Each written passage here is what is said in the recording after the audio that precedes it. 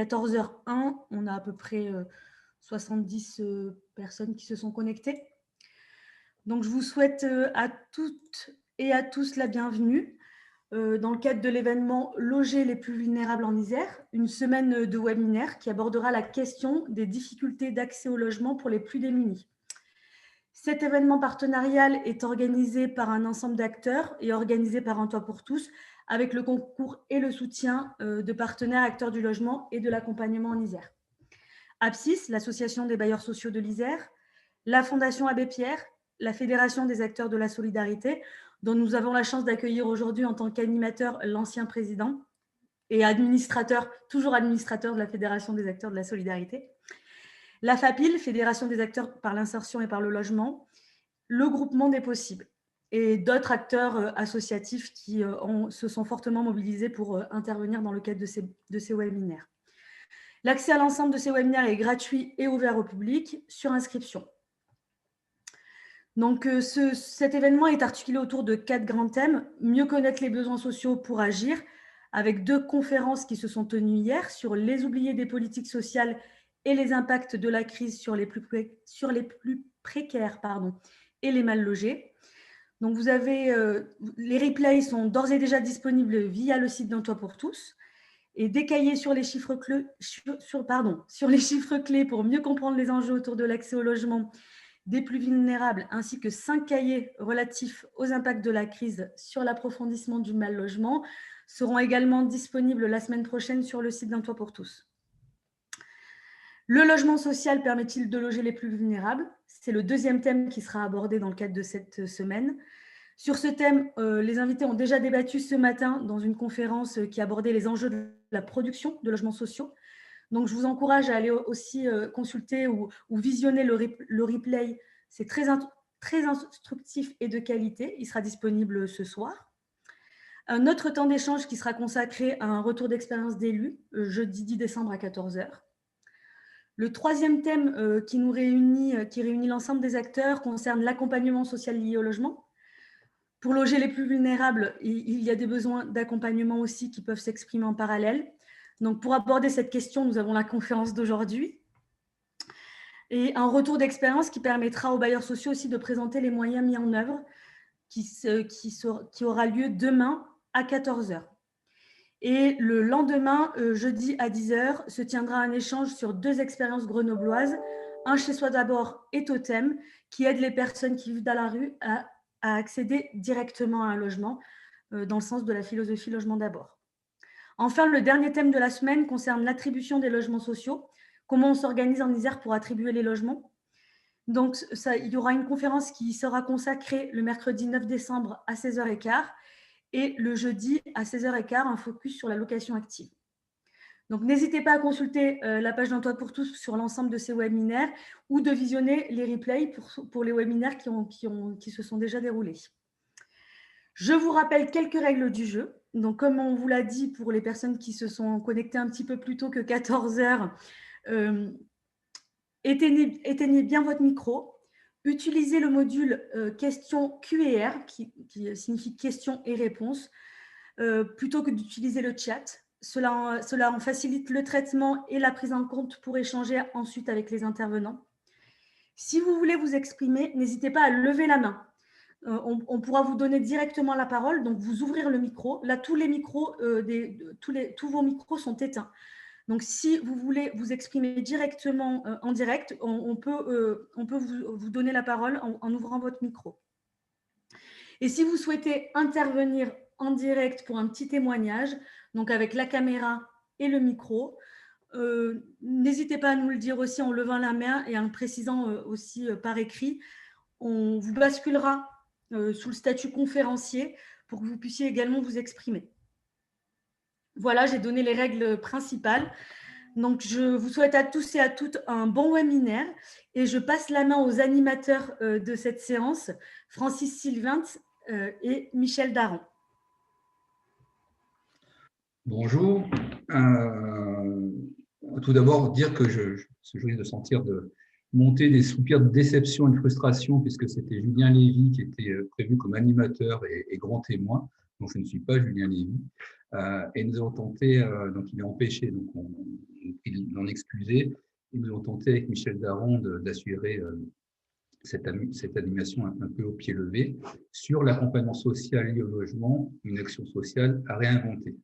Donc, tout d'abord, je me présente, je suis Francis Sylvante, je suis directeur du Relais Zanam et au groupement des possibles, et puis par ailleurs administrateur de la Fédération des acteurs de la solidarité Auvergne-Rhône-Alpes, le groupement des possibles et la FAS étant deux des partenaires de cette semaine en webinaire. Je vais introduire assez rapidement les interventions qui vont avoir lieu ensuite, à partir de deux pistes de réflexion qui seront reprises certainement par Chantal Cornier et Christelle Taricone. Un premier point concerne la segmentation des dispositifs. Au fil des ans, souvent en raison de la généralisation de la mise en œuvre d'actions par appel à projet et puis du coup de la diversification de financeurs, sont venus s'agglomérer des dispositifs d'hébergement liés au logement, AVDL, ASL, IML, je vous passe tous les acronymes, Logement Toujours Maintien, Accès, IAE, Salto, HAO, dispositifs de prévention des impayés, CHRS sur les murs, et je pense que je pourrais encore en déplier un certain nombre. La difficulté est que les différences entre ces dispositifs, me semble-t-il, sont liées parfois à une typologie publique, par exemple pour des bénéficiaires de la protection internationale, mais souvent à leur mode et à leur niveau de financement, qui du coup indiquerait un niveau d'accompagnement. Par exemple, si vous faites de l'accompagnement social lié au logement, vous avez 2,5 fois moins de temps qu'en CHRS pour accompagner les personnes et 1,5 fois moins de temps qu'en AVDL. Donc, ce qui veut dire que tout cela repose sur une nécessaire connaissance de plus en plus fine de cette pluralité de dispositifs de la part des prescripteurs, mais aussi une importance très forte donnée au diagnostic initial pour orienter vers telle ou telle action.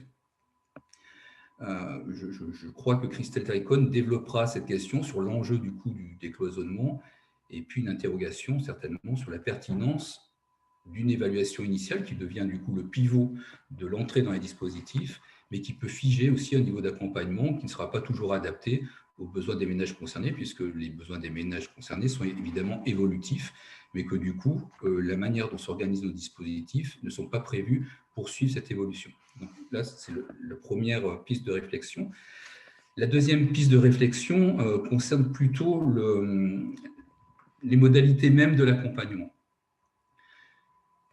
L'action sociale, elle est toujours prise entre la fameuse oscillation entre l'autonomie des personnes et la protection des publics en situation de précarité, ou plus généralement toutes les personnes qui s'adressent aux services sociaux. Et il y a ainsi une tension perpétuelle entre l'une des missions principales du travail social, c'est-à-dire l'accès au droit, et puis une réalité d'intervention qui bien souvent interpose le travail social entre le droit et le bénéficiaire de ce droit. Et du coup, ça peut conduire parfois à l'en éloigner.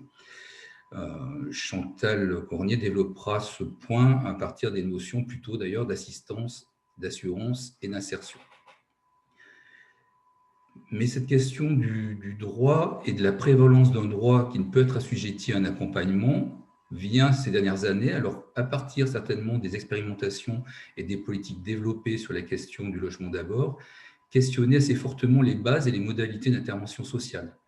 Avec, on a re-questionné la question de la référence unique, la question des prérequis pour avoir un emploi ou les prérequis pour avoir un logement, ou alors on peut l'appeler aussi la capacité, la capacitation pour avoir un logement, la question de la pluridisciplinarité avec l'introduction du travail pair, c'est-à-dire des équipes dans lesquelles les personnes sont embauchées non pas uniquement en raison de leur diplôme, et qui sont embauchés aussi pour leur expertise et leur expérience de vie. Et du coup, tout cela va faire que la place de la personne accompagnée va évoluer, est en cours d'évolution, avec une reconnaissance à la fois de ses compétences et de sa capacité à devenir même parfois, dans un certain nombre de dispositifs justement qui travaillent sur ces questions de renouvellement des modes d'intervention sociale, la personne va devenir elle-même coordinatrice de son propre accompagnement. Ce qui va venir d'ailleurs, c'est une des choses qui permettent de remettre en questionnement la question de référence unique, qui est très ancrée dans notre secteur. Donc, décloisonnement, pouvoir d'agir des personnes accompagnées et modalités d'accompagnement, C'est maintenant ce qui va être abordé dans le cadre des prochaines interventions. Je vais laisser Michel, je vais m'arrêter là pour l'introduction. Je vais laisser Michel Daran présenter nos intervenants. Michel, si tu veux bien.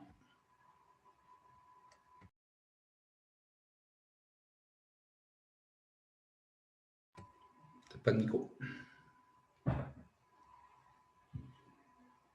Voilà. Je réactive mon micro. Merci. Je ne me vois pas, mais c'est pas grave. Je parle à mon écran.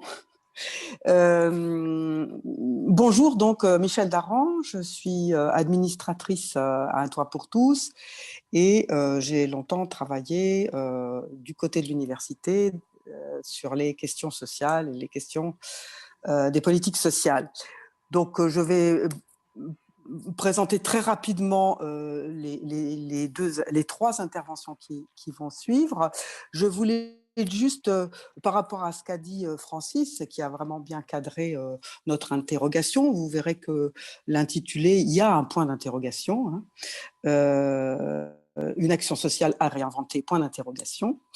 Je me disais que, en fait, si on prend un peu de recul historique, en effet, l'invention de l'intervention, de l'accompagnement lié au logement, ça date d'il y a une trentaine d'années, où à la fois on a eu en quelque sorte la politique du logement en tant que politique publique a été percutée par le social, mais peut-être aussi inversement, l'intervention sociale en tant que modalité d'action qui n'était pas forcément au départ ciblée sur les questions du logement, de l'accès, du maintien, etc., a été amenée à peut-être inventer des nouvelles modalités.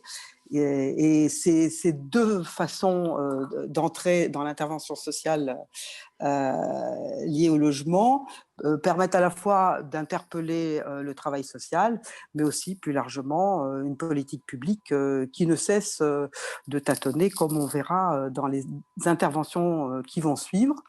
On pourra revenir après dans le débat sur la question du tâtonnement. D'abord,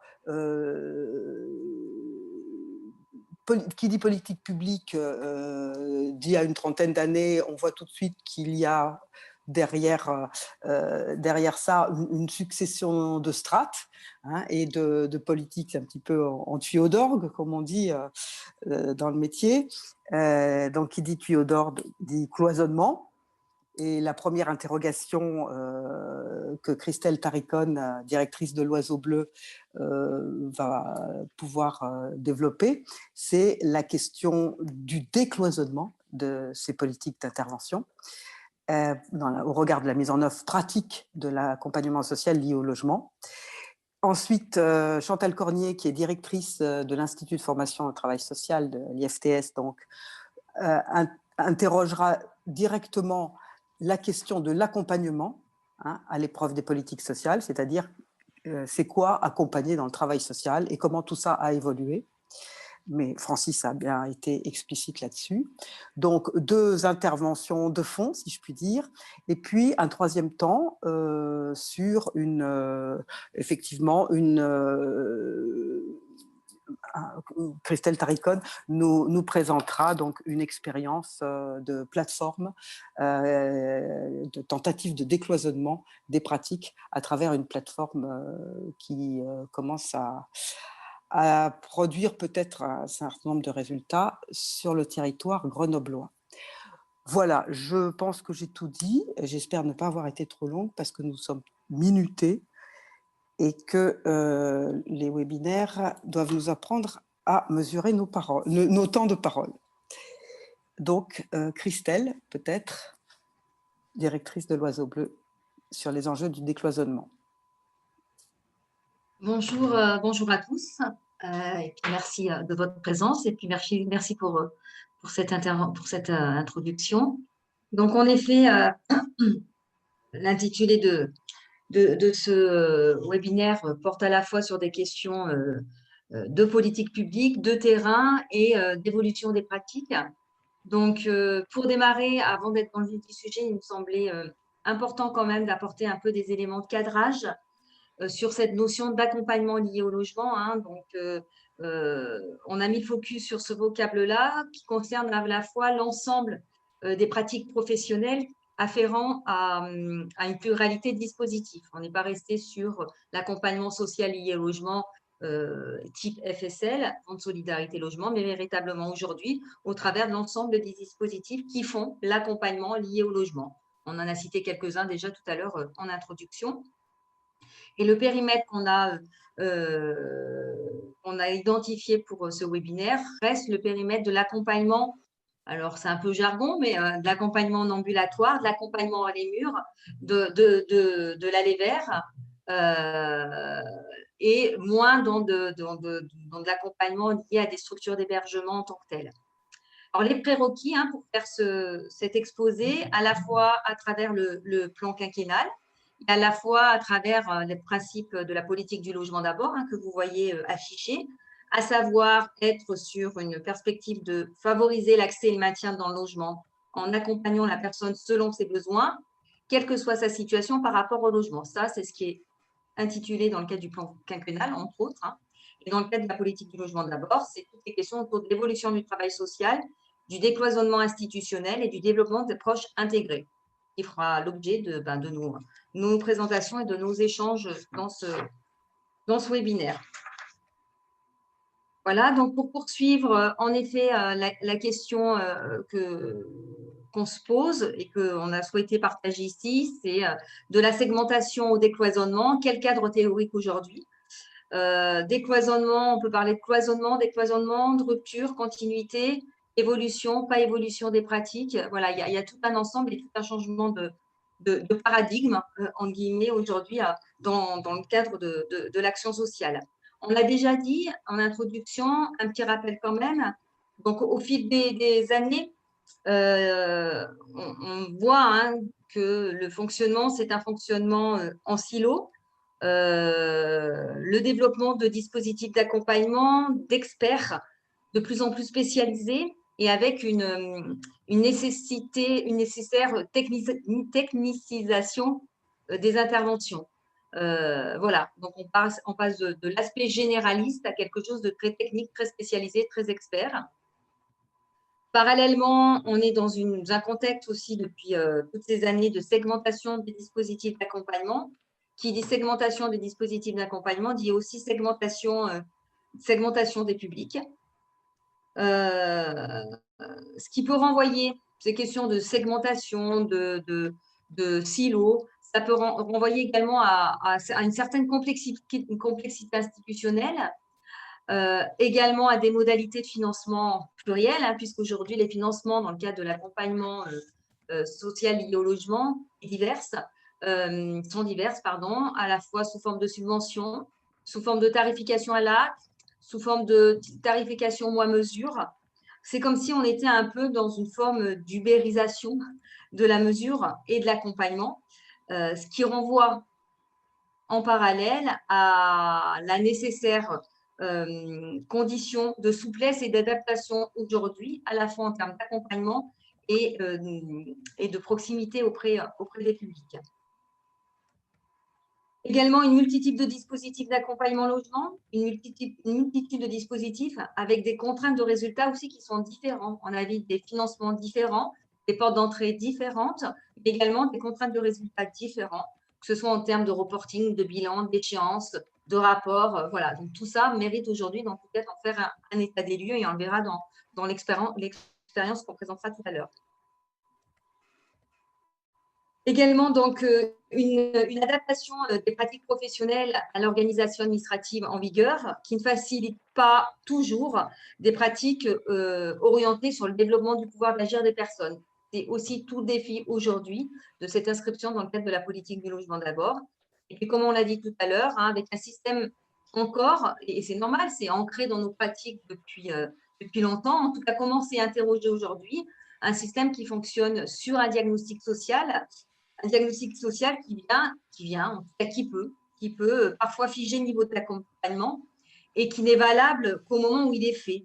Voilà, donc ça peut être aussi assez questionnant aujourd'hui. Donc, on voit bien qu'aujourd'hui, l'organisation, elle repose sur une accumulation de dispositifs qui disposent chacun de leur pilote, de leur circuit d'orientation, de leur cahier des charges et de leurs opérateurs. Tout ça dans un patchwork, certes, avec un service rendu à l'usager, mais avec la nécessaire et obligation aujourd'hui de s'intéresser et s'interroger sur ce fonctionnement-là. Pour poursuivre également, donc, si on parle de décloisonnement, on le met en évidence comme étant un enjeu aujourd'hui. Un enjeu au service de quoi? Un enjeu au service de plusieurs éléments, hein, à savoir sortir du cloisonnement pour repartir au plus près des besoins des personnes, c'est-à-dire remettre l'usager au cœur du dispositif. Alors, on le dit depuis des années, ça peut être un peu redondant, ça peut être perdu de son sens par moment, mais en tout cas, comment en effet l'usager est remis dans cette dimension citoyenne. Un enjeu au service de la visibilité et de la clarification des dispositifs. Et en cela, la question aujourd'hui, c'est quid et comment aller vers une mutualisation des mesures. Un enjeu au service également du sens de l'activité pour les professionnels, par l'évolution des pratiques professionnelles qu'on évoquera au fur et à mesure de l'exposé, par un accompagnement, et on l'a dit, social, multidisciplinaire et une multiréférence à penser, tel que imaginé dans les nouveaux dispositifs en lien avec la politique du logement d'abord ou autres. Du sens de l'activité par un droit inconditionnel à l'accompagnement qui pourrait s'affranchir d'une entrée par dispositif et ainsi pouvant favoriser un rôle de prévention plus important et la lutte contre le non-recours. Le décloisonnement aussi un enjeu au service d'une vision globale pour sortir des interventions compartimentées, morcelées, qui peuvent aussi faire que les usagers, les personnes accompagnées, les personnes logées, les personnes hébergées, quelles qu'elles soient, les bénéficiaires, sont aussi, elles, amenées à être dans des postures de guichet. Et que tout cela, pour faire quoi? Pour aussi prendre en compte la temporalité et les besoins évolutifs des personnes, à la fois permettre à la fois du sur-mesure, de la souplesse, de l'adaptation et de l'intensité modulable. Voilà, pour conclure sur cet enjeu-là aussi, c'est de comment on peut passer aujourd'hui d'une expertise sur les autres, la question du diagnostic social, à une expertise avec les autres, la question du pouvoir d'agir et des nouvelles pratiques professionnelles. Également un enjeu pour organiser des accompagnements, et on l'a déjà dit, à partir des besoins des personnes. Et également un enjeu aussi pour arriver à avoir des outils communs d'évaluation qui aujourd'hui, comme je l'ai dit, dépendent des portes d'entrée, des financeurs, des cahiers des charges, et que peut-être il serait intéressant dans ces nouveaux enjeux et cette question du décloisonnement, d'être peut-être aussi dans des processus de pouvoir évaluer, mesurer. On parle beaucoup de mesures d'impact social, mais en effet, comment on peut mesurer cet impact social à travers la notion d'utilité sociale et d'évaluation. Voilà, donc le décloisonnement des dispositifs, c'est aussi un enjeu pour un décloisonnement des places. Et ça renvoie à la question des démarches inclusives, on en a parlé, le pouvoir d'agir, comment on transforme la place des personnes accompagnées par la participation et à travers également la question du savoir d'expérience des personnes. On peut citer quelques exemples, hein, la plateforme VIP, Vieillissement Précarité, qui est une plateforme qui a à la fois une approche transversale et inclusive qui permet un accompagnement adapté et le maintien à domicile des personnes vieillissantes dans le champ de la précarité. On peut citer également la plateforme de participation des personnes accompagnées qui a pour objet de développer sur le territoire une dynamique locale autour de ces questions-là, en lien avec les partenaires et les personnes accompagnées elles-mêmes.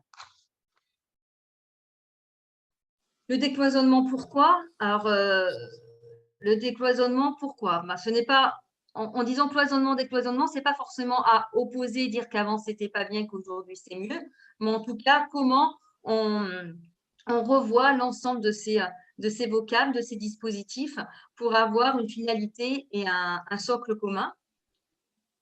C'est-à-dire questionner le morcellement des dispositifs et la complémentarité entre ces dispositifs. C'est également le décloisonnement, c'est aussi s'interroger pour pouvoir provoquer un choc de simplification, à la fois un choc de simplification au service des personnes accompagnées, mais aussi au service de plus de fluidité et de meilleur accès aux droits pour les personnes. Le décloisonnement aussi pour un changement, je l'ai dit tout à l'heure, un changement de paradigme permettant à la fois de renouer avec des notions de créativité, d'innovation dans les pratiques et moins dans l'exécution de mesures administratives et de contraintes de résultats. Avoir des marges de manœuvre et moins être dans le bricolage pour les professionnels qui essayent d'adapter leur accompagnement aux besoins des personnes. Alors,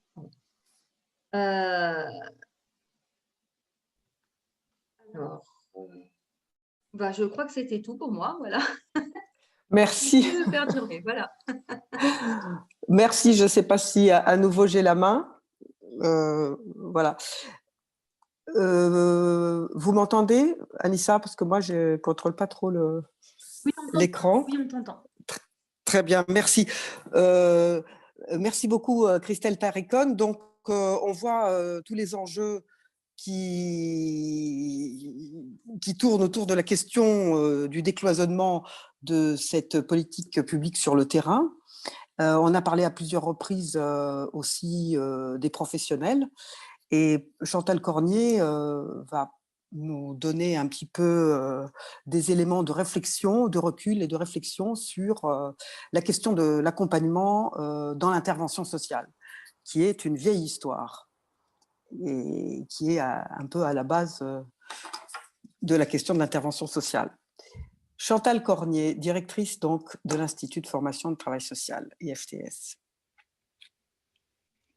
Bonjour à tous, bienvenue. Du coup, moi, je vais essayer de refaire un petit parcours dans l'histoire que Michel a commencé tout à l'heure, mais pour débuter cette intervention sur cette première partie, sur l'émergence de la notion d'accompagnement social, il faut d'abord peut-être se dire que cette notion d'accompagnement, plus généralement, elle s'inscrit dans la période actuelle, dans des paradoxes très importants autour de la question de l'accompagnement des adultes. Je vous renvoie à Jean-Pierre Boutinet, par exemple, autour de ces questions-là.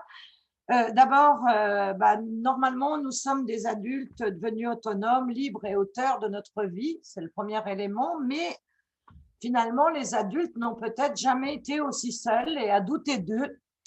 Et du coup, de perdre leurs repères et avoir besoin d'être accompagnés.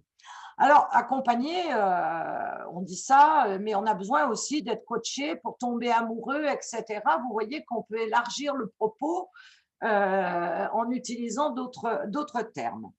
L'autre paradoxe de notre société, c'est qu'on nous parle du développement de la réflexivité, de réfléchir au contexte, etc., de comprendre le monde dans lequel on est, alors qu'il y a une grande fragilisation de nos modes de vie et qu'en face de cette réflexivité, nous sommes dans des logiques réactives en permanence et en urgence en permanence. Donc, c'est des paradoxes dans lesquels on est tous pris. Et le troisième paradoxe qui est important dans l'accompagnement des adultes pour notre sujet d'aujourd'hui, c'est l'injonction de la démarche projet qui a émergé, on le verra, en lien avec ça, l'injonction de cette démarche projet où finalement, comment on vous demande de penser votre avenir dans un monde qui est totalement incertain. Alors là, actuellement, c'est peut-être même encore plus d'actualité. Alors, cette histoire de l'accompagnement, elle s'inscrit dans une histoire où il y a trois modèles de réponse sociale qui sont un peu structurés de manière chronologique, qui sont actifs tous les trois. L'assistance, ce qui est devenu l'aide sociale, qui était quand même un droit conditionnel, parce que l'aide sociale est soumise aussi à évaluation sociale ou médico-sociale. L'assurance qui a été, avec la création de la sécurité sociale, quand même le moyen moderne, disait Castel, de faire du lien social, et qui nous insérait dans un système de droit et de droit collectif. Et au moment où, après, on a eu la mort de Valéry Giscard d'Estaing dernièrement, bien après le premier choc pétrolier, il a fallu très très longtemps en France, jusqu'au RMI en 1988, pour accepter l'idée que le système d'assurance, dont on avait cru qu'il allait permettre d'éradiquer la pauvreté, ne marchait plus pour un certain nombre de personnes, en particulier du fait des fins de droit au chômage et de l'accroissement du chômage. Donc, on voit émerger à ce moment-là un modèle qu'on appelle le modèle de l'insertion, un terme qu'on utilise beaucoup puis qu'on ne définit plus toujours très bien. Et ce modèle de l'insertion va propulser au devant de la scène cette notion d'accompagnement qu'on peut vraiment poser dans l'origine des politiques publiques des années 80. Alors, ça a été le RMI avec tous les débats autour du droit du contrat d'insertion, mais ça a été avec l'habitat social, toute la loi Besson, tout ce qu'il y a eu autour du fonds de solidarité logement, tout ce qui était autour des dispositifs d'insertion professionnelle, les dispositifs STRAS, le PLI, etc. Et ce modèle de l'insertion, il va faire émerger la notion d'accompagnement, mais très en lien avec la notion d'accès au droit. Et cette notion d'accès au droit, on va la retrouver dans l'article 1 de la loi de lutte contre les exclusions. Anissa, si tu veux bien mettre la diapo suivante, merci. C'est-à-dire qu'on va voir apparaître cette notion d'accompagnement personnalisé, et ça c'est important, pour aider à remplir les démarches administratives ou sociales nécessaires à la mise en œuvre des droits. Et à partir de ce moment-là, c'est pas moi qui l'ai dit, hein, c'est un certain nombre de chercheurs grenoblois d'ailleurs, dont certains sont peut-être à l'écoute, l'accompagnement personnalisé va devenir l'axiome de base de l'ensemble des politiques sociales. Et les professionnels ont cette injonction de l'accompagnement individualisé. Alors, STB Donzelot disait finalement, on n'est plus dans la logique de l'intégration, la recherche de conformité de normes sociales, mais dans la logique de l'insertion où on dit à l'individu qu'on lui délivre le mode d'emploi et qu'il peut lui réaliser son projet. Ça rejoint un peu ce que Francis disait tout à l'heure entre les questions d'autonomie, etc. Du coup, ça va avoir des impacts et on y reviendra tout à l'heure parce que le modèle de l'insertion, finalement, c'est un modèle qui est un modèle de droit conditionnel. Hein, on parle de l'accès à tous les droits fondamentaux, mais en même temps que ce modèle de l'insertion, c'est un modèle de droit conditionnel. Pourquoi? Parce que la personne doit fournir un effort pour s'insérer et le collectif doit offrir les moyens à l'individu pour s'en sortir. Hein, c'était les donnes du marché, finalement, dans le contrat sur lequel on reviendra après. Voilà pour l'émergence de l'accompagnement social. Alors, comment le définir? Pour définir cet accompagnement social, c'est bien le mot le plus général qu'on peut utiliser pour désigner un ensemble de pratiques dans des secteurs très divers et dont on ne sait pas toujours bien qu'est-ce que ça veut dire. Alors, quand on était sous le modèle de l'assistance, Francis le disait tout à l'heure, on était dans des logiques de protection de l'individu, dans des logiques de faire pour. Et pour certaines personnes, à certains moments, on est encore dans des logiques de faire pour, de protection. À certains moments de la vie, ces logiques de protection, elles sont nécessaires. Puis, on a beaucoup parlé de la relation d'aide, du suivi social. Alors, derrière le suivi social, il y avait un peu une résonance de contrôle social. Hein. Je vous renvoie à tous les débats des années 70 autour du contrôle social et du rôle du travail social. Mais avec cette idée, moi je dis, il y a les 3 P dans la pratique sociale. Hein. La protection, le deuxième, c'est la promotion de la personne. Faire avec, mais avec une résonance qui était fortement éducative. Et ce que l'accompagnement va introduire, ainsi que la loi de lutte contre les exclusions, c'est ces notions de pouvoir d'agir et de participation, c'est-à-dire comment l'usager est un citoyen comme un autre et comment on va être sur des logiques de faire ensemble. Donc, ces 3 P, ils existent toujours dans la pratique. La question, c'est l'articulation entre les 3.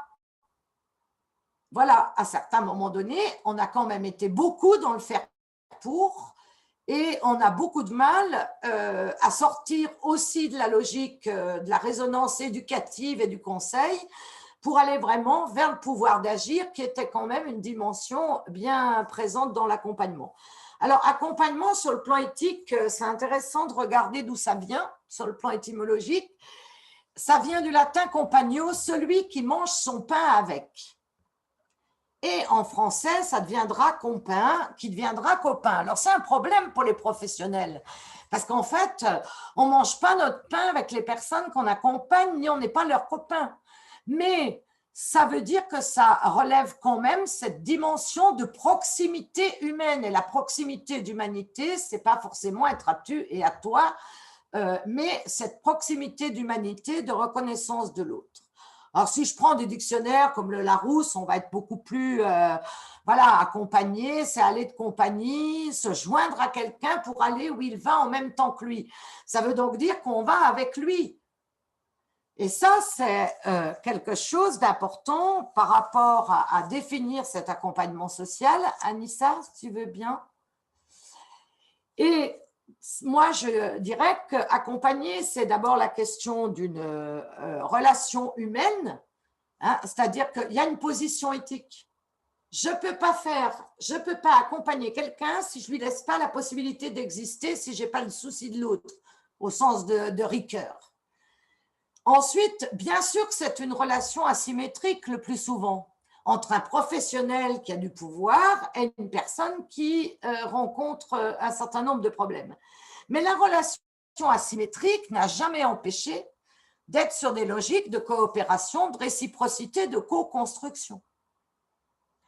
Et cette relation d'accompagnement, elle peut être contractualisée, mais de manière formalisée ou non. On verra les dérives qu'il y a eu aussi autour de ça, et qu'en tout cas, elle doit être co-mobilisatrice, et ce n'est pas anodin de dire co-mobilisatrice, parce que c'est mobilisatrice autant de celui qui accompagne que de la personne accompagnée.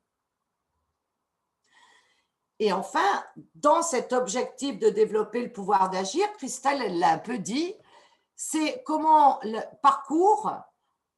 c'est un parcours qui nécessite d'être dynamique et réactif, c'est-à-dire oui, il faut être là quand c'est nécessaire, mais modulable en termes d'intensité, de durée, de fréquence, à partir aussi des attentes de la personne qui varient dans le temps. Ensuite, dans les pratiques, alors là, il y a une nébuleuse de pratiques, hein, c'est un peu comme les définitions. Ce qu'on a vu arriver avec les politiques publiques autour de l'insertion, c'est qu'on a rendu assez indissociable cette question de l'accompagnement avec le projet, les notions de projet et de contrat. Si je fais un projet, c'est que je suis capable de me projeter pour changer quelque chose d'une situation qui ne me convient pas en vue d'une situation meilleure. Donc, ça sous-entend que j'adhère, ça sous-entend que je suis mobilisée. Or, ce n'est pas toujours le cas, on y reviendra après. Le contrat, au sens juridique, c'est une convention qui va faire naître des obligations entre deux personnes. Donc, si dans un contrat, je mets l'accès au logement, est-ce que la collectivité a une obligation pour l'accès au logement? Parce que théoriquement, voilà. Alors, bien sûr, dans la pratique professionnelle, c'est un outil technique, c'est un moyen, c'est un processus de travail. On peut se mettre d'accord sur ce qu'on va faire l'un et l'autre, etc. Mais on peut l'utiliser comme un outil, mais les contrats que les personnes signent de manière officielle, si on revient au sens juridique, c'est quand même bien de l'ordre d'une convention. Alors, du coup, si on poursuit, eh bien, ce qui a beaucoup impacté les pratiques, c'est que cette association aux notions de projet et de contrat ont renforcé la responsabilité de la personne En particulier, il y a eu une rupture de consensus autour un peu des années 2000 et la dérive a été de rendre responsable la personne comme artisan du changement qui la concerne. J'ai lu quelque chose l'autre jour, mais moi, je ne vais pas aller vers des gens qui ne demandent rien. Voilà, donc on voit bien que ça renvoie à la question de l'autonomie, d'être l'auteur de sa vie, c'est-à-dire que c'est toi qui es responsable de ce qui t'arrive. Et être en projet, c'est une norme sociale. Or, c'est Nicolas Lestrade qui avait écrit sur l'implication, un nouveau modèle d'intervention sociale. Plus on est vulnérable, plus on doit s'engager à faire des projets. Ce qui est quand même un problème, puisque se projeter, ça veut dire être vraiment en capacité de savoir où on veut aller. Et quand on est avec des multi-problèmes et des multiples difficultés, c'est pas facile de faire des projets. Ensuite, la logique du contrat, ça a été d'intégrer dans l'accompagnement des logiques de court terme. Or, toute une partie de la population ne peut pas être sur du court terme. Enfin, la liberté d'adhésion, moi, je la questionne. Est-ce que les personnes ont le choix? C'est pas sûr. Et puis, qu'est-ce qu'on fait avec ceux qui viennent pas vers les services, qui vont pas valoir leurs droits? On va vers, mais quel aller vers? Aujourd'hui, on entend parler de l'aller vers partout. C'est comme le développement du pouvoir d'agir. Ça peut devenir des mots valises, mais qu'est-ce qu'on met derrière ça? Ça veut dire quoi aller vers?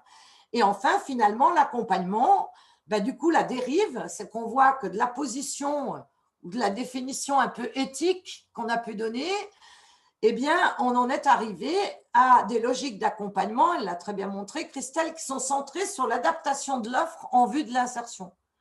Ce qui fait que l'UNIOPS disait, je vous l'ai mis, je crois, dans la diapo d'après, on a fini par réduire l'accompagnement au dispositif. Or, l'accompagnement, derrière cette notion-là, il y a une, si tu veux bien mettre la diapo, Anissa, il y a une logique. Ah, c'était celle d'avant. Bon, tant pis. Ah ben, j'ai oublié de la mettre alors, pardon. Alors oui, ce que disait l'UNIOPS, c'est que cette dérive où on a réduit l'accompagnement au dispositif pour des catégories précises de population dans un cadre réglementaire font qu'on a oublié qu'il y avait une dimension de logique solidaire fondée sur la relation humaine, l'intersubjectivité des personnes et que entre l'accompagnement centré que sur la subjectivité et l'intersubjectivité et l'accompagnement centré que sur la soi-disant objectivité des problèmes, il y a une marge et un équilibre peut-être à rechercher. Alors, juste… Chantal, juste, je suis désolé, je suis un peu aussi gardien du temps. Comme je vois qu'il reste quand même quelques diapos, on est déjà à la limite de l'intervention. Non, mais ça va aller très vite là. Ok. Ah non. Merci. Est-ce qu'on peut avoir la suivante? Donc voilà, autre point, mais les politiques sociales qui préconisent l'accompagnement, mais elles restent floues parce qu'à qui il est confié, on ne sait pas. Et quelles compétences nécessaires pour le mener, on ne sait pas non plus. Hein, c'est jamais précisé. Et la complexité des dispositifs, je ne vais pas revenir sur ce qu'a dit Christelle, fait qu'aujourd'hui, on est dans des accompagnements spécifiques et qu'on se demande… Enfin, il y a une vraie question sur le fait que est-ce que plus on crée des accompagnements spécifiques pour rejoindre le droit commun, est-ce qu'on n'éloigne pas les personnes du droit commun? Je pense que sur le logement, c'est peut-être un bon exemple. Ah ben, c'est celle de tout à l'heure, elle n'est pas au bon endroit alors. Alors, on va avancer là. Comme ça, si Francis sera rassuré. Est-ce que tu peux avancer, Anissa? Encore? Voilà, alors simplement dire qu'il y a eu des moments importants. Depuis 2013, on a eu un plan quinquennal avec beaucoup de travaux pour la lutte contre la pauvreté. Idem, la stratégie nationale de prévention et de lutte contre la pauvreté en octobre, qui montre les deux. Hein, donc, ça fait longtemps qu'on fait le diagnostic que le ciblage des politiques sociales, ça a créé des logiques de guichet, que ça augmente parfois le non-recours et que ça envoie le travail social sur les interventions curatives. Et du coup, y compris dans ces deux plans, on revient et on met devant la notion de référent de parcours pour coordonner en accord avec la personne les intervenants. Mais c'est pareil, on ne sait pas qui est le référent de parcours, est-ce que la personne peut le choisir? Et puis, faut-il, Francis l'a ciblé tout à l'heure, un référent de parcours unique ou une multiréférence? Ça reste une question. Et Francis, je n'ai plus qu'une diapo pour conclure.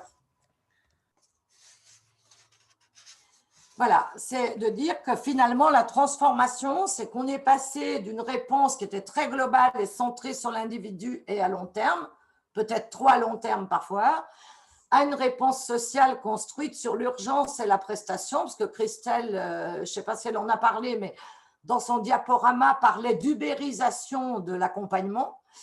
Et je trouve que dans la recherche que nous avons menée avec Odenor et le collectif SOIF sur la participation des personnes concernées à la formation des travailleurs sociaux, j'avais envie de retenir cette phrase que vous voyez à l'écran. Comment on n'est pas seulement dans des professionnels de la relation, parce que ça peut être aussi la dérive de l'accompagnement, hein, d'être tellement dans la relation qu'on oublie le reste, mais comment on est dans la relation, mais comment on permet aussi d'agir sur le rapport social avec les institutions. Comment on va sortir d'un modèle d'accompagnement qui est trop centré sur la personne pour essayer d'aller vers des modèles peut-être d'accompagnement plus collectif et plus centré sur le système. Voilà, je n'ai pas tant dépassé que ça. Hein. Je suis voilà. Non, c'est très bien, Chantal. Je suis désolé de jouer ce rôle-là, mais je pense que, après je vais laisser Michel, mais il y aura un temps aussi c'était très très intéressant, et il y aura un temps de questions certainement, auquel du coup tu pourras réagir sur le deuxième temps. Oui, mais il y a un temps de questionnement assez long. Ouais, hein. Il y a une demi-heure de débat. J'espère il va être bien rempli. Elle va être bien remplie, cette demi-heure. Donc, je pense que là, on a eu 2 interventions un peu théoriques, hein, quand même. C'est vrai que nos 2 intervenantes ont carburé, hein, et puis elles nous ont mis ça en carte. Ces PowerPoint, je pense, Anissa, ne pas m'avancer trop en disant qu'ils seront disponibles, peut-être. Oui, ils seront disponibles. Voilà, pour ceux qui ont manqué un slide ou 2. Bref, et on va passer maintenant peut-être à du concret. Qu'est-ce que ça signifie une fois qu'on a dit tout ça sur l'accompagnement et qu'on a dit tout ça sur la question de la segmentation et des politiques en tuyau d'orgue. J'y reviens, j'aime bien cette expression, mais je m'en excuse de la répéter. Qu'est-ce que ça donne lorsqu'on essaye de casser un petit peu la machine et de créer des nouvelles formes d'intervention sur le terrain, de manière très concrète? Christelle Taricone. Oui, donc l'idée, c'était de mettre peut-être en évidence, alors, toute modestie aussi, hein, c'est une expérimentation qui est en cours. Donc, comme elle est en cours, elle n'est pas encore évaluée, elle va l'être. Et c'était plutôt de la mettre en évidence pour pouvoir aussi avoir un échange autour de ça. Et puis, au-delà de ça, une expérimentation qui renvoie à tout ce qu'on a dit, hein, la notion d'accompagnement, la notion de modularité de l'accompagnement, la notion de décloisonnement, la notion de nouvelles pratiques. Voilà, donc je vais en dire quelques mots. On a vu à travers l'ensemble des PowerPoints, là, on parle d'accompagnement lié au logement, mais en fin de compte, on pourrait parler de l'accompagnement social tout court, lié au logement ou pas, cette question des dispositifs, cette question de porte d'entrée, cette question des pratiques professionnelles, cette question de cloisonnement, décloisonnement, rupture et continuité. Concrètement, c'est tout l'enjeu du travail social aujourd'hui, et je pense que c'est des thèmes d'actualité dans les équipes qui doivent renvoyer à la question de l'adaptation, à la question de la modularité, on l'a dit, à la question de la souplesse. Et combien la souplesse aujourd'hui n'est pas si évidente que ça. Je l'ai dit tout à l'heure, on est beaucoup dans du bricolage, mais à un moment donné, comment aussi les politiques publiques peuvent remettre de la souplesse dans le processus. Alors, l'expérimentation que je vais vous présenter brièvement, hein, c'est une expérimentation qui n'a pas de nom, hein, ça s'appelle un pôle accompagnement au sein du groupement des possibles. porté par un des dispositifs d'accompagnement qui va réunir plusieurs dispositifs d'accompagnement, à savoir de l'accompagnement vers aide au logement, l'accompagnement spécifique logement, du logement toujours maintien, du logement toujours accès, voilà, un certain nombre de dispositifs, l'idée étant de tout concentrer et de venir interroger un peu tout ce qu'on a abordé dans le cadre des diapositives précédentes. Donc, cette expérimentation, elle se situe sur le territoire de la métropole, dans le cadre de l'appel à manifestation d'intérêt, dans le cadre de la politique du logement d'abord, avec une expérimentation qui est un début, un milieu, une fin, on verra. En tout cas, une évaluation en cours, une évaluation dynamique et un processus de mise en œuvre. Avec une cohorte qui a été prédéterminée, avec un nombre de ménages à accompagner au vu de l'ensemble de ces dispositifs, et en interrogeant les nouvelles pratiques professionnelles avec des temps d'immersion dans des différentes structures régionales ou nationales qui sont déjà, elles, en mouvement sur des questions autour des notions de rétablissement, de pouvoir d'agir, travail pair ou autre. Donc, cette expérimentation, juste pour revenir au tout début, elle va porter sur plusieurs aspects, hein. D'abord, elle part d'un socle et de questions éthiques qui sont l'affirmation de la prévalence du droit et la remise en cause des prérequis. Hein, c'est ce qu'on dit depuis tout à l'heure. Hein, la prérequis, c'est la question de la capacité à habiter, la capacité à travailler. Voilà, qu'on puisse sortir de ça, et ça renvoie à la question du diagnostic social. Je ne reviendrai pas sur les notions de participation ou de travail pair. En tout cas, cette expérimentation qui est maintenant depuis plusieurs mois, alors certes dans un contexte sanitaire qui l'a mis un petit peu entre parenthèses, elle est partie de constat de départ et qui a été soutenue donc par l'appel à manifestation d'intérêt. Donc, les constats de départ de cette expérimentation du pôle accompagnement, ce sont des problématiques repérées sur les activités d'accompagnement social visant à l'insertion par le logement, à savoir la complexité de la gestion et du suivi administratif et budgétaire lié au cloisonnement des dispositifs. Il y a la disparité des modalités de fonctionnement. Donc, ça, c'est un premier constat. Un autre constat étant le morcellement des professionnels sur plusieurs dispositifs dont la nature et les missions sont très similaires. Pardon. Et le troisième constat étant le risque d'éparpillement et d'isolement des professionnels généré par la disparité des outils de travail et par des procédures diverses et variées du fait du cloisonnement des dispositifs. Tous ces constats-là, on les a partagés en équipe, on les a partagés dans le cadre associatif et on les a partagés avec des institutions pour être soutenus dans cette expérimentation-là. Cette expérimentation, une fois que les constats ont été partagés, il y a également été sur des risques identifiés. Donc, des risques identifiés pour le bon fonctionnement des activités et pour les personnes accompagnées, à savoir, on l'a déjà dit, mais en tout cas, c'est important de redire un peu le processus, un manque de fluidité dans le suivi et la gestion des activités, des différents dispositifs en interne et en externe, le manque de souplesse et d'adaptation dans la fréquence et la durée d'accompagnement aux besoins des ménages. Hein, ça renvoie à la question de l'intensité, comment la porte d'entrée en silo peut aussi être très normatif et très contraignant. Et le manque de lisibilité et de compréhension pour les professionnels comme les personnes accompagnées sur la spécificité des missions selon les dispositifs et la finesse des dispositifs. Et pour terminer sur ce focus sur cette expérimentation du pôle accompagnement, les objectifs visés, alors maintenant, une fois qu'on dit objectifs visés, c'est dire tendre vers ça. Et en fonction de ça, donc, on va être dans un processus d'évaluation continue là, durant l'année 2021, à la fois l'expérimentation qui va se poursuivre, tout en étant un peu dans un processus d'évaluation et de mesure d'impact.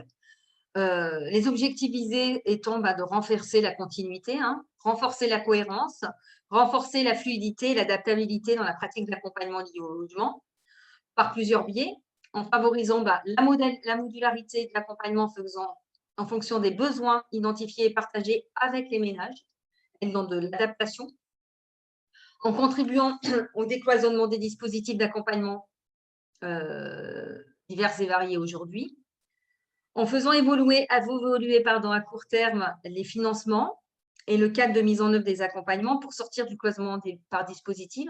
Donc là, ça renvoie à la question de la fongibilité des financements. En tout cas, comment on peut avoir un pot commun et d'être dans des adaptations et des souplesses et d'intensité d'accompagnement.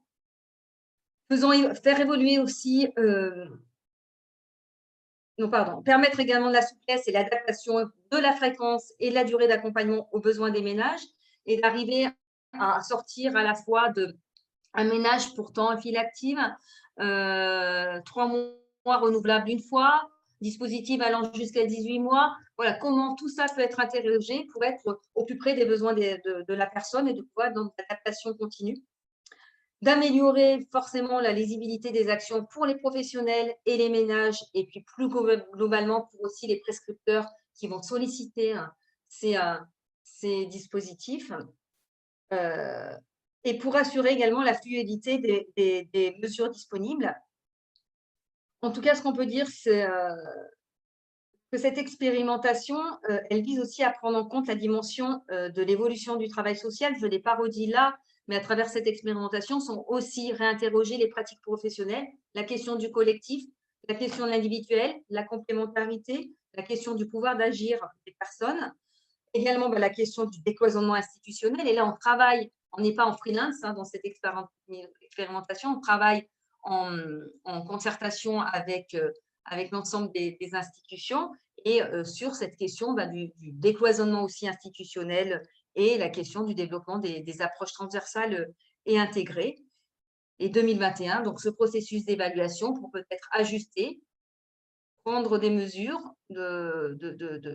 rectificatives, en tout cas de pouvoir retrouver aussi de la créativité, comme je l'ai dit, et de l'innovation dans les pratiques professionnelles et dans le service rendu auprès des personnes concernées. Voilà.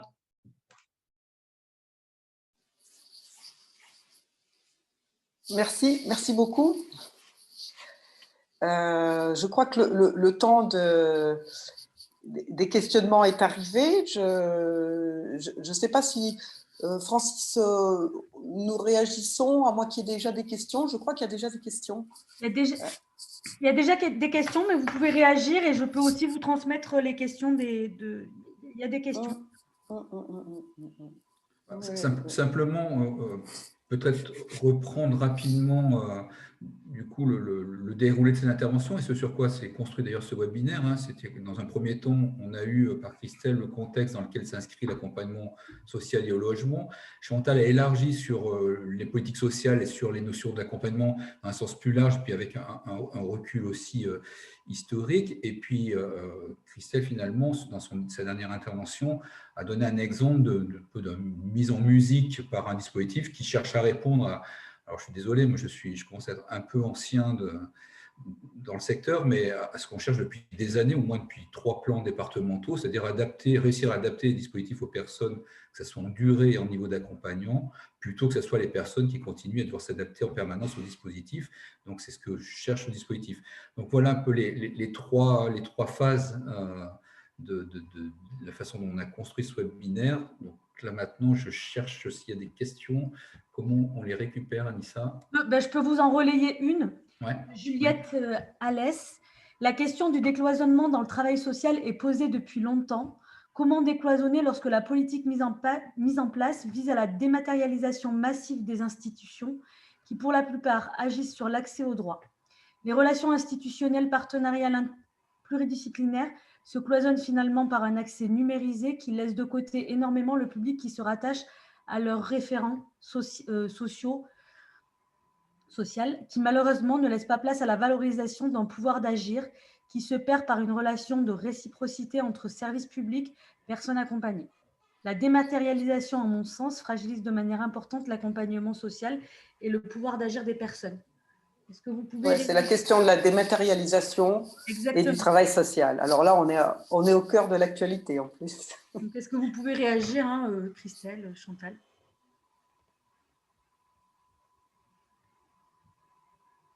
Moi, je veux bien réagir. C'est vrai qu'on n'en a pas parlé, mais la dématérialisation et la digitalisation, elles changent des choses. Après, pour moi, toute la question, elle est aussi à articuler. Et on revient à une question de système et de qui fait quoi. Quand Christelle parlait du cloisonnement, ce cloisonnement, il n'est pas d'aujourd'hui. C'est souvent aussi du partenariat de compétition, entre guillemets. Et on se demande pourquoi on n'arrive toujours pas à le dépasser alors que tout le monde sait que c'est un problème. Et ben c'est la même question qui va se passer avec la dématérialisation, c'est-à-dire que par rapport à l'accès aux droits, effectivement, est-ce qu'on va avoir la possibilité d'avoir suffisamment de médiateurs par rapport à l'accès aux droits et qui ne soient pas forcément le référent social sur qui retombe, parce que j'entends beaucoup de professionnels aussi actuellement qui disent mais moi les gens comme ils n'arrivent pas à faire leurs demandes, ben, en fait je passe plus de temps avec eux à traiter des demandes dématérialisées qu'à passer du temps sur le fond de l'accompagnement. Donc je pense que ça c'est une question qui va prendre de plus en plus d'acuité. Après, ça peut être aussi des moyens de faciliter de l'accès aux droits, mais si on le pense dans un environnement systémique, quoi, avec des lieux d'accueil suffisants, avec des médiateurs suffisants, etc. Quoi. Oui, pour réagir par rapport à cette question et puis à ce que vient de dire Chantal, Juliette parle de dématérialisation, on parle de décloisonnement, il y a des dés un peu partout. C'est un véritable enjeu aujourd'hui, hein, quelle que soit la porte d'entrée, accompagnement, logement ou autre. Ça renvoie à la question plus globale de la fracture numérique. Et que combien cette fracture numérique, elle peut venir mettre à mal un certain nombre de personnes. Après, j'ai envie de dire, c'est peut-être aussi à nous, associations, professionnels, de se saisir aussi de cette difficulté-là pour aller chercher des ressources, c'est-à-dire comment lutter, on dit lutter contre le non-recours, donc comment lutter contre la fracture numérique, comment mettre en place des projets. Et là, il y a différentes portes d'entrée. En ce moment, il y a le plan de relance qui peut aussi permettre un certain nombre d'innovations. Comment peut être force de proposition aussi, alors peut-être dans du bricolage, mais aussi dans les remontées de besoins et de mettre en place dans nos associations un certain nombre de dispositifs. Alors là, oui, de dispositifs, mais de dispositifs ouverts, un service public interne pour permettre aux personnes de pouvoir avoir accès à l'ensemble de leurs droits par de la mise à disposition d'outils, de personnes ressources autour de ça. Et voilà, je pense qu'on a imaginé aussi des choses, et encore heureusement qu'on peut encore imaginer des choses dans le travail social. Oui, parce que je ne suis pas sûre qu'il n'y ait pas beaucoup de choses à imaginer, parce que vous savez, moi j'ai souvenir des queues devant la caisse d'allocation familiale pendant des heures pour avoir de l'accès aux droits avec des gens au guichet, ce n'est pas forcément non plus toujours très simple.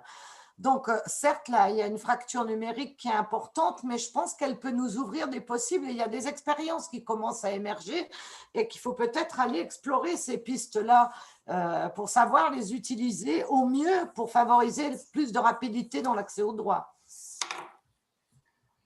Après, ça ne va pas régler la question, je ne l'ai pas dit, mais il me semble que dans la segmentation, les expertises et les multidispositifs, les personnes qui sont dans les situations les plus complexes, c'est quand même celles avec qui c'est un peu la patate chaude, quoi. Elles le renvoient d'un endroit à l'autre et qui arrivent en bout de course dans des associations en n'ayant pas tout compris de tout ce qui s'était passé, quoi. Je pense que cette question-là, on ne l'a pas abordée non plus. Mais dans la complexité de certaines situations et des problèmes rencontrés par certaines personnes, il y a quand même aussi un renvoi de balles hein, des uns aux autres qui est totalement néfaste. Et justement, Anissa, peut-être tu voulais parler d'une autre question? Non, tu peux réagir. J'ai d'autres questions, mais tu peux réagir. Oui, non, je voulais simplement réagir en m'appuyant sur une question que j'ai vue passer parce qu'il y a une demande d'illustration concrète. C'est-à-dire, il y a parmi les webinaires, je ne sais pas comment on dit, hein, ceux qui écoutent, Parmi les auditeurs. Les auditeurs du webinaire, il y a des gens qui se demandent concrètement, ça consiste en quoi l'accompagnement social lié au logement? C'est-à-dire, est-ce que les travailleurs sociaux ou les intervenants sociaux, pas forcément tous diplômés du travail social, mais c'est un autre débat, est-ce que les intervenants sociaux vont voir des familles qui sont dans un logement? Est-ce qu'ils accompagnent des gens qui sont très très loin du logement et ils les ramènent jusqu'au logement? Ça veut dire quoi pour quelqu'un qui n'est pas vraiment de la partie l'accompagnement social lié au logement? Et avec des exemples concrets peut-être, parce que là, la plateforme, ça donne envie d'avoir des exemples concrets. Alors, je ne sais pas si je vais pouvoir illustrer, mais en tout cas, l'accompagnement de personnes liées au logement ou pas, c'est être dans la proximité. C'est être dans la proximité, c'est de pouvoir… Alors, je ne sais pas si c'est le terme « aller vers » qui peut-être pour certains n'est pas suffisamment illustratif, mais c'est en effet, c'est se déplacer. C'est-à-dire comment c'est le professionnel qui va à la rencontre. C'est comment le professionnel qui va aussi activer un certain nombre de choses contre les personnes. Je vais donner un exemple de situation de personnes qui sont en effet logées dans des logements, un logement social, qui n'est plus en lien avec une AS de secteur, qui n'est plus en lien avec des services spécialisés, qui n'est plus en lien avec le bailleur, qui accumule. L'intérêt d'un accompagnement de proximité au-delà de tous ces partenaires, en effet, c'est d'aller auprès de ces personnes auprès desquelles il n'y a plus de contact. Et comment le fait d'activer ces possibilités de relation avec les personnes, il faut qu'une fois la porte, 2 fois, qu'elle soit à 3 km, à 10 km, à 25 km, à 50 km, c'est aller à la rencontre, insister, provoquer, jusqu'à ce qu'il puisse y avoir une petite accroche. Et comment cette petite accroche, c'est déjà une petite victoire. Et comment cette petite victoire, au final, elle peut contribuer aussi à permettre à stabiliser à minima les situations. Donc, l'accompagnement, c'est ça, c'est se donner les moyens d'adapter et les postures et les outils et les modalités d'intervention, se déplacer avec la personne, se déplacer au domicile, se déplacer… aller à la rencontre dans le jardin public parce qu'il n'y a pas d'autre lieu. Voilà, c'est se déplacer là où vit la personne et d'être dans une relation de proximité à partir du moment où la personne l'accepte et elle est dans cette demande-là. Donc, c'est vraiment d'adaptation. Et l'adaptation aujourd'hui, je ne dis pas que les professionnels ne le font pas, et je suis sûre qu'ils le font vraiment. Sauf que la porte d'entrée par silo, par dispositif, peut être très contraignant et peut aussi ne pas permettre ces possibilités-là et ces contraintes et ces notions un peu d'efficacité, d'efficience, de résultats, de bilan, de renouvellement, de contrat tripartite. Voilà. Comment tout ça aujourd'hui est revisité. C'est vrai que, alors, je reprends la main, je continue sur l'accompagnement social lié au logement. Certains se demandent, oui, mais concrètement, pourquoi on est accompagné?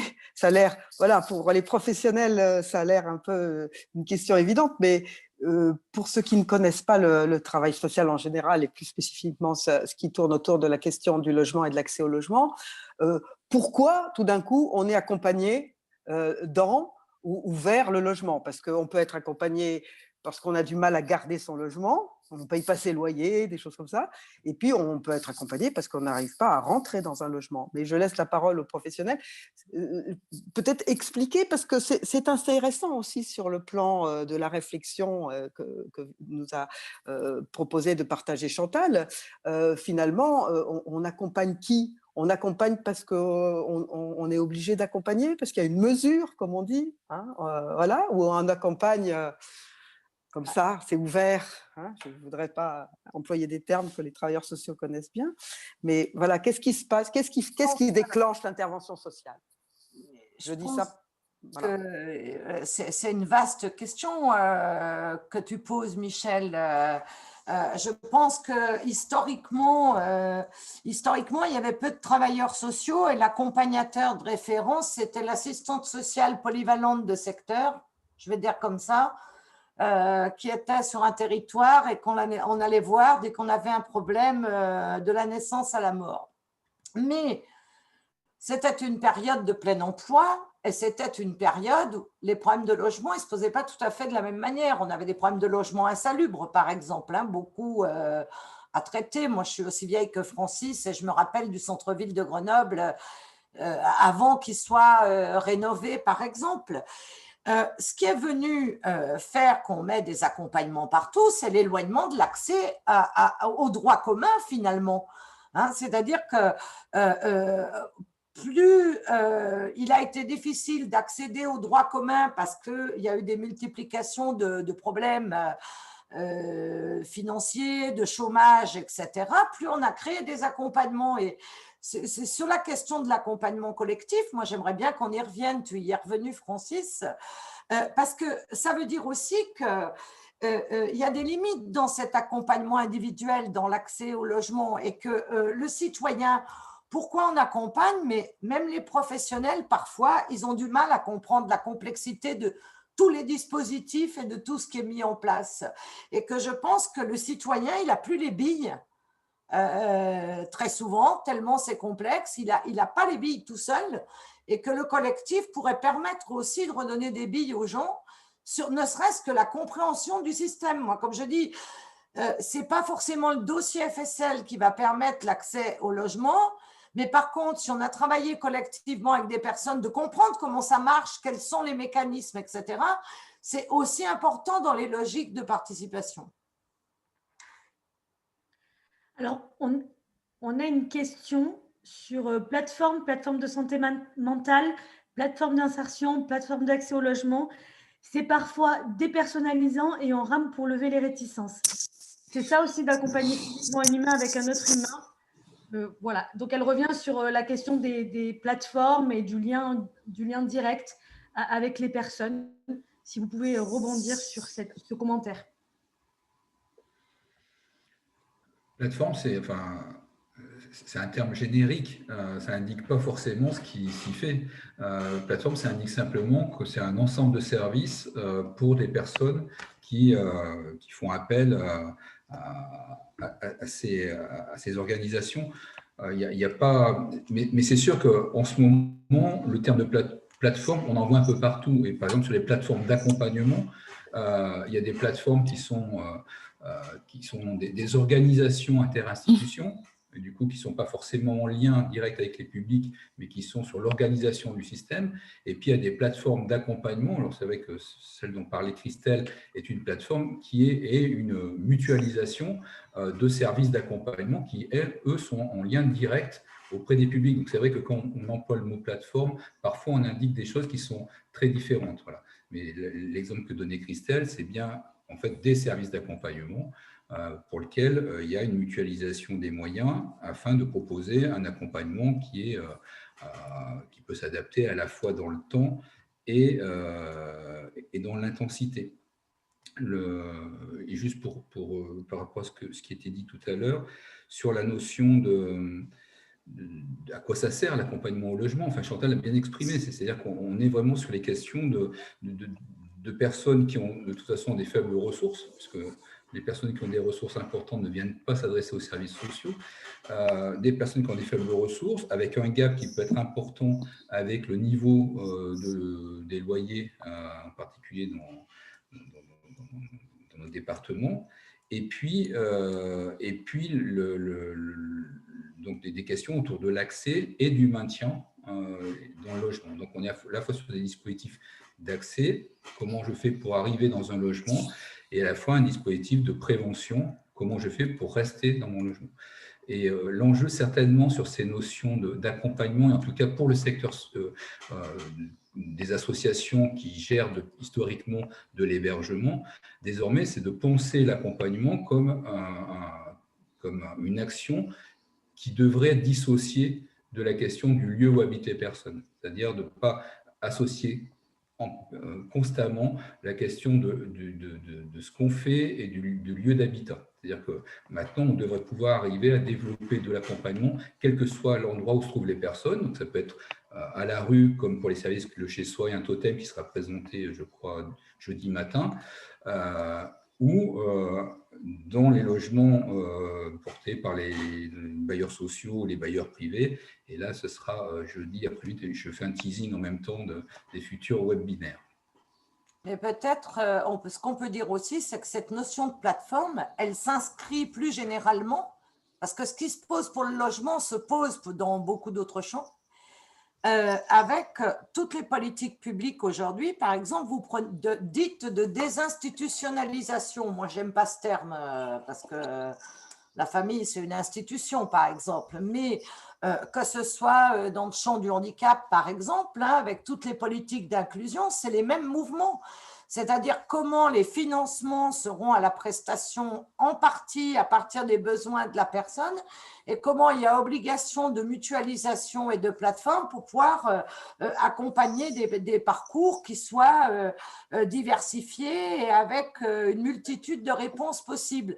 Mais entre la pensée de cette chose-là avec laquelle la philosophie qu'on peut partager, c'est-à-dire comment chacun, quelles que soient les vulnérabilités qu'il a, peut vivre comme un citoyen ayant accès à ses droits, se pose la question des moyens que l'on met derrière, quoi. Et dans ce que je lis de la personne avant, oui, moi j'entends beaucoup les professionnels dire mais l'accompagnement, ça demande du temps, ce que disait Christelle, il faut aller vers. Ça veut dire que c'est la personne qui va, je vais aller de compagnie avec elle. Finalement, celui qui accompagne, il est secondaire si on veut développer le pouvoir d'agir et faire que ce soit la personne qui mène ses affaires. Mais ça demande du temps. Or, Christelle a bien montré que là, les logiques des dispositifs et des mesures sont parfois extrêmement contraignants sur le temps et je pense que les professionnels ont du mal à s'y retrouver. On a une question très concrète. Concrètement, comment a-t-on accès à cet accompagnement via la plateforme Logement d'abord, concernant l'intervention de Christelle? Donc, concrètement, comment les personnes peuvent accéder à l'accompagnement qui est proposé? Alors, oui, c'est très, très concret. Alors, ça fait très, très technique aussi. Je ne voudrais pas être trop technique parce que plateforme accompagnement plateforme logement d'abord, ce n'est pas tout à fait la même chose que le pôle accompagnement que j'ai présenté. Oui. Alors, si on revient sur le pôle accompagnement, en tout cas aujourd'hui, les portes d'entrée, elles n'ont pas changé. C'est-à-dire que ce n'est pas un pôle avec un accès direct. C'est toujours, pour l'instant en tout cas, c'est une prescription d'un référent social qui est validé dans une instance particulière au niveau du système d'organisation de l'offre et de la demande, qui est ensuite dispatché au niveau d'un certain nombre d'opérateurs, dont ce pôle accompagnement. Et au niveau du pôle accompagnement, ensuite, il y a donc un accompagnement qui est proposé. L'idée étant que l'accompagnement proposé, peu importe de savoir si le commanditaire, entre guillemets, c'est une mesure à accompagnement vert et dans le logement, AVDL, si c'est une mesure un peu plus spécifique autour de l'accès au logement, d'être moins sur des questions d'expertise, de porte d'entrée pour l'accompagnement, mais de dire, voilà, on a une orientation, ça nous arrive dans ce pôle accompagnement, via tout le système que je viens de dire, et ben, on va proposer un accompagnement aux personnes, on va aller vers, on va poser un certain nombre de choses avec elles, voilà où sont des difficultés, là où sont aussi les potentialités, parce que c'est bien aussi quand même de voir où il y a aussi ces potentialités-là et quel chemin on va faire ensemble, quel que soit le dispositif qu'on va activer. L'idée étant de s'adapter. Par moment, on ira voir la personne 2-3 fois dans la semaine, par moment, on ira qu'une, par moment, on ira une fois dans le mois, mais en tout cas, comment ça s'adapte à l'avancée et aussi au pouvoir d'agir des personnes et aussi à leur permettre d'aller vers le droit commun. Et plus largement, sur la plateforme Logement d'abord, est-ce que c'est aussi via un travailleur social qu'ils ont accès à la plateforme? C'est peut-être aussi cette question-là plus large qui a été posée. Oui. Donc, c'est on passe forcément par une évaluation sociale. Très bien. Est-ce que Elisabeth Paccard souhaite prendre la parole? Le micro est ouvert pour poser sa question concernant l'organisation du financement. Est-ce que tu m'entends là, Anissa? On t'entend. Oui, parce que comme je suis sur mon téléphone, je n'étais pas sûre. Ok, moi j'avais une première question qui était plutôt à Chantal Cornier. Tout à l'heure, elle a parlé du passage nécessaire d'un accompagnement plutôt centré sur les personnes à un accompagnement qui serait plutôt du côté de l'accompagnement sur le système. Est-ce qu'elle pourrait en dire un petit peu plus? À quoi ça pourrait ressembler très concrètement un accompagnement sur le système? Alors, l'accompagnement sur le système, c'est que pour moi, aujourd'hui, même s'il y a des plateformes de mutualisation, je trouve qu'on est quand même encore beaucoup avec ces dispositifs en silo, mais surtout, le système, c'est pour moi l'ensemble des organisations, qu'elles soient associations, institutions, les producteurs des politiques publiques, etc. Et que si on ne reste que centré sur l'accompagnement auprès des personnes, on ne va en rien faire bouger les rapports sociaux avec les organisations.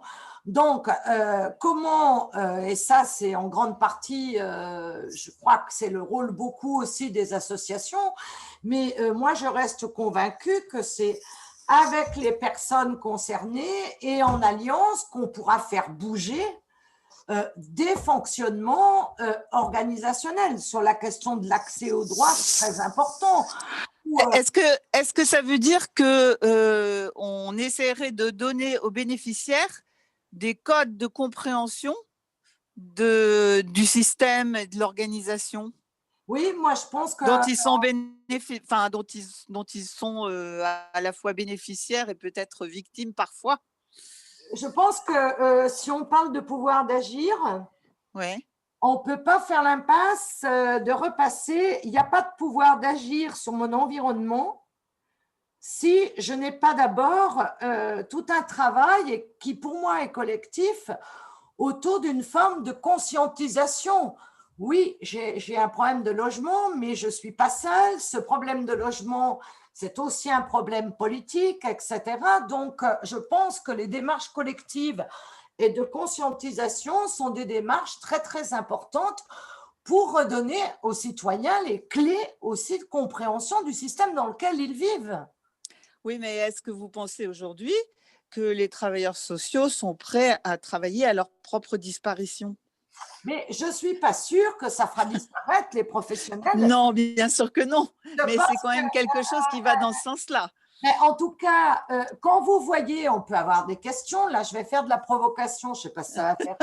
Si, ça peut être bien.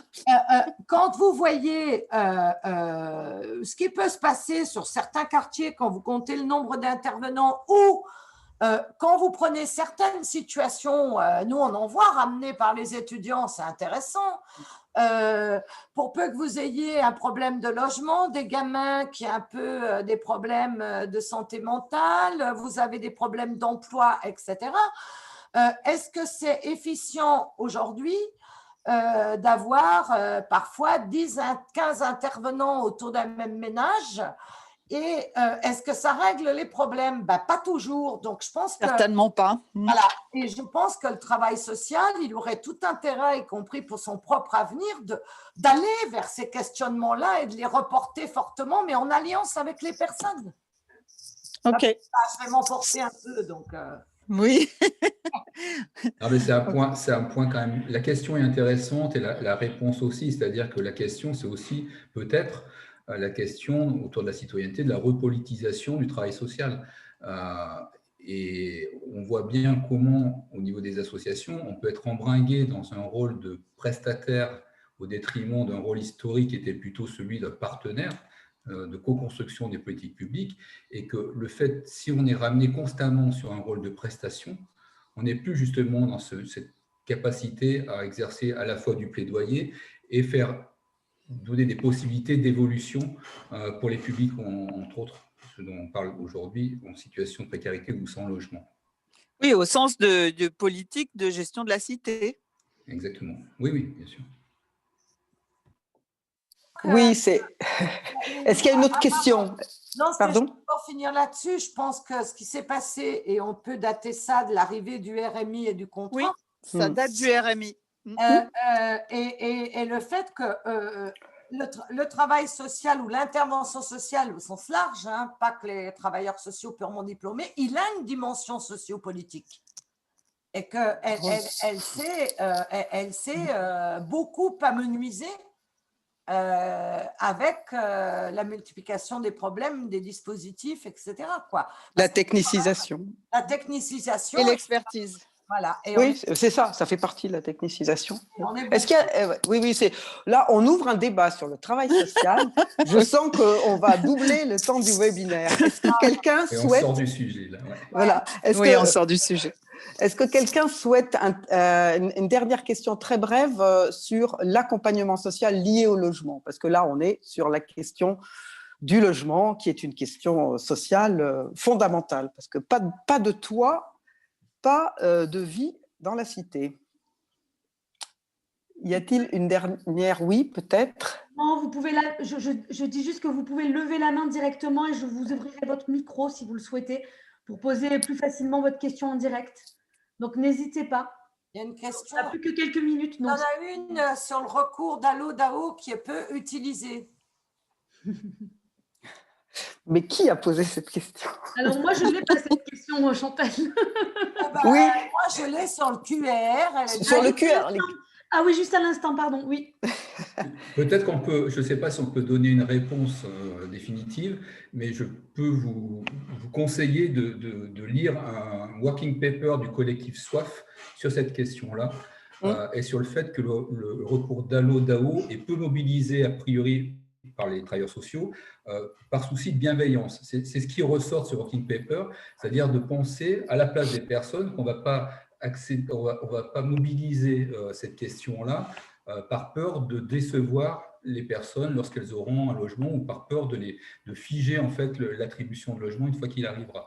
Donc, c'est un working paper fait par